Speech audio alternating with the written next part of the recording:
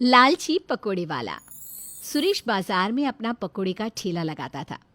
सुरेश काफी सालों से पकोड़े बेचने का काम कर रहा था, जिस वजह से उसके कुछ ग्राहक बन चुके थे, जो हमेशा शाम को उसके ठेले पर आकर गर्मा गर्म उसके हाथों के ताज़े ताज़े पकोड़े खाया करते थे। ऐसे ही एक दिन महंगाई बढ़ने के साथ साथ सुरेश अपने पकौड़ों के दाम भी बढ़ा देता है। सुरेश भैया, जल्दी से गर्मा गर्म प्याज के और आलू के पकोड़े लगा दो ना। राहुल भैया, पहले ही बता देता हूँ, प्याज के पकोड़े 25 रुपए हो चुके हैं और आलू के पकोड़े 20 रुपए के। अब बोलो, प्याज के पकोड़े कितने दूँ और आलू के कितने? अरे वही सुरेश, ये क्या, तुमने तो एकदम से ही पकोड़ों के दाम बढ़ा दिए। कम से कम दाम बढ़ाने से पहले ग्राहकों को तो बता देते। अरे भैया, महंगाई देख रहे हो ना, किस तरह से आसमान छू रही है। महंगाई रातों रात बढ़ जाती है। अब इसमें मुझे अपना भी तो मुनाफा देखना पड़ेगा ना। बात तो तुम्हारी बिल्कुल सही है सुरेश भाई। खैर, जितने के भी पकोड़े हैं उतने के लगा दो। इस तरह से पकौड़ों के दाम बढ़ाने के बाद भी सुरेश के ग्राहक कम नहीं होते और पहले की तरह उसके पास सुबह शाम भीड़ लगी रहती है। ऐसे ही एक दिन, सुरेश भैया, जल्दी से मेरे 25 की प्याज की पकोड़ी पैक कर दो। और हाँ, मेरी धनिया की चटनी और लाल वाली तीखी चटनी देना मत भूलना। बिना चटनी की तो पकोड़ों में स्वाद ही नहीं आता। हाँ हाँ बहन, बस अभी देता हूँ, 5 मिनट का सब्र रखो। दुकान पर इतनी भीड़ है कि पता ही नहीं चलता कौन पहले आया और कौन बाद में। तभी तो सुरेश भैया मैं तुम्हें कहती हूँ कि तुम अपना खुद का दुकान खोल लो या एक लड़का रख लो। इससे तुम्हें काफ़ी मदद मिलेगी और शायद तुम्हारी आमदनी पहले से भी ज़्यादा बढ़ जाए। उस औरत की बात सुनकर अब सुरेश के मन में भी अपनी खुद की दुकान करने का लालच आ जाता है, क्योंकि अब सुरेश जल्द से जल्द अपनी पकौड़ों की दुकान खोलना चाहता था। इसलिए वो एक बार फिर से पकौड़ों का दाम बढ़ाने की सोचता है। कुमकुम, मैं क्या सोच रहा हूँ कि क्यों ना बहुत जल्द मैं भी खुद की पकौड़ों की दुकान खोल लूँ। मेरे ठेले पर काफ़ी भीड़ लगी रहती है। सोचो, अगर मैं खुद की दुकान खोल लूँगा तो हमारे पकौड़ों की कितनी बिक्री होगी। ये तो बहुत अच्छी बात है।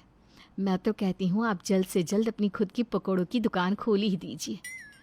पर एक दिक्कत है कुमकुम, आज जब मैं ठेला लेकर घर आ रहा था तो रास्ते में मैंने खाली दुकान देखी, और जब मैंने उसका रेट पता किया तो पता चला कि वो दुकान 4 लाख में मिलेगी। अब मेरे पास इतनी बड़ी रकम तो है नहीं, इसलिए मैंने सोच लिया है कि मैं अपने पकोड़े का दाम एक बार फिर से बढ़ा दूंगा। वैसे भी मेरे पकोड़े सबको पसंद है। देखना, दाम बढ़ने के बाद भी सब मेरे ही ठेले पर आएंगे पकोड़े लेने के लिए। सुरेश जी, इतना लालच ठीक नहीं है। अगर ग्राहक ने आना बंद कर दिया तो हमारा ही घाटा होगा। और 4 लाख की तो बात है, हम किसी से उधार ले लेंगे और धीरे धीरे वो पैसे चुकाते रहेंगे। कुमकुम, तुम इतना डरती क्यों? और ये काम तुम्हारा नहीं है सोचने का, ये काम मुझ पर ही छोड़ दो। कुमकुम के समझाने पर भी सुरेश उसकी नहीं सुनता और अपनी मनमानी करता है।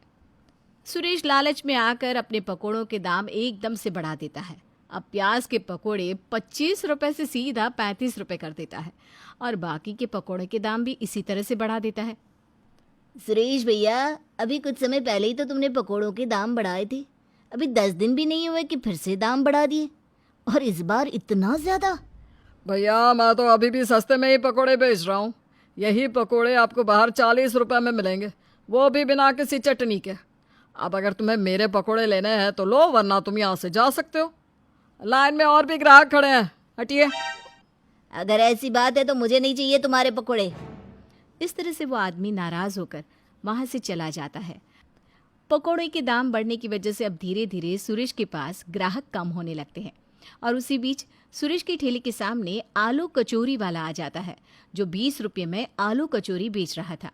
उसकी आलू कचौरी काफ़ी टेस्टी होती है, जिस वजह से अब सुरेश के सारे ग्राहक उस कचौरी वाले के ठेले पर चले जाते हैं। ये देखकर सुरेश को बहुत गुस्सा आता है। मैंने थोड़ा सा दाम क्या बढ़ाया, ग्राहकों ने तो आना ही कम कर दिया। और जब से ये कचौरी वाला आया है तब से मेरे ठेले पर आकर कोई पकोड़े भी नहीं खा रहा। इस कचौरी वाले को तो अपने रास्ते से हटाना ही होगा। अब क्या था, अब शाम को जब कचौरी वाला अपना ठेला लेकर घर जाने लगता है तो सुरेश कचौरी वाले से कहता है, भाई, कुछ दिनों से देख रहा हूँ तुम्हारे ठेले पर काफ़ी भीड़ रहती है। जैसे लोगों को मेरे पकोड़े पसंद है, ठीक उसी तरह से तुम्हारी आलू कचौड़ी भी।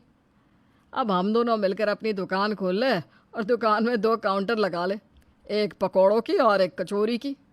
सोचो हम दोनों का कितना मुनाफा होगा। भाई बात तो तुम बिल्कुल सही कह रहे हो, पर मेरे पास इतने पैसे नहीं कि मैं अपनी खुद की दुकान खोल सकूं।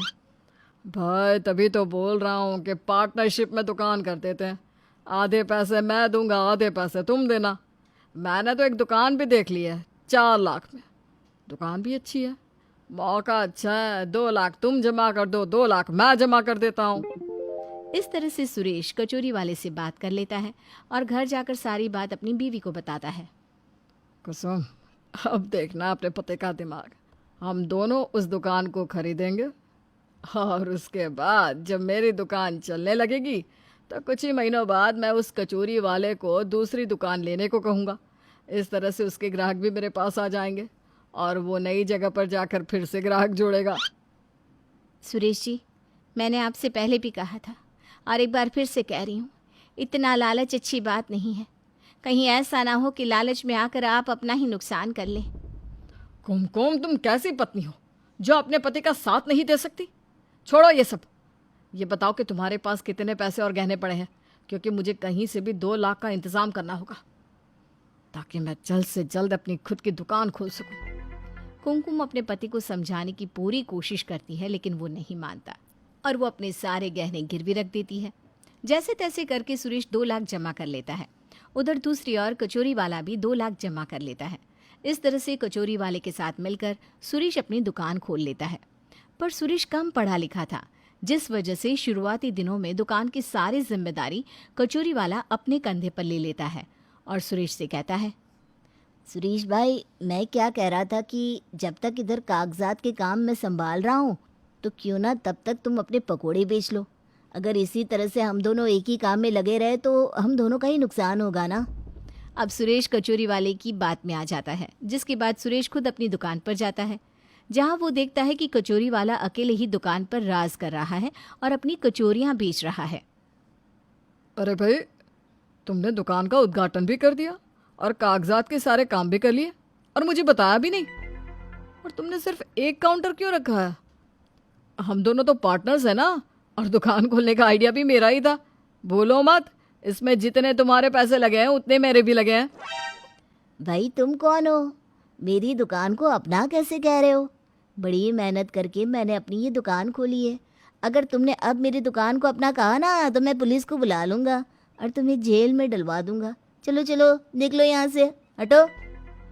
सुरेश अब चाहकर भी अपनी दुकान कचौरी वाले से नहीं ले पाता और इस तरह से सुरेश को उसके लालच का फल मिल जाता है, जिसके बाद एक बार फिर सुरेश अपना ठेला लगाना शुरू कर देता है और पकोड़े बेचना शुरू कर देता है, जिसके बाद एक बार फिर ग्राहकों की भीड़ उसके पास जमा हो जाती है और वो अपने साथ हुई नाइंसाफ़ी को भूल जाता है।